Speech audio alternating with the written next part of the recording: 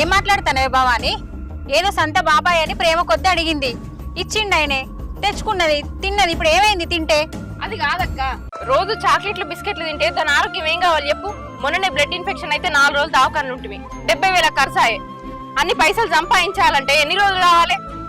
ఆయనకేమో పని చేసాత కాదు, దీనికేమో నా మాటినది ఏ రేవు లేదు. ఇద్దరు కలిసి నా పని తిట్టారు. నాన్ననేమనకమ్మా, నాన్నని ఎందుకు తిడుతున్నావు? మీ అయ్యని ఒక్క మాట అననీయవు. ఎంతైనా మీరిద్దరు ఒకటేనే, నేనే వేరు. అవును, మేమిద్దరం ఒకటే. మా నాన్న అంటే నాకు మస్తు ఇష్టం.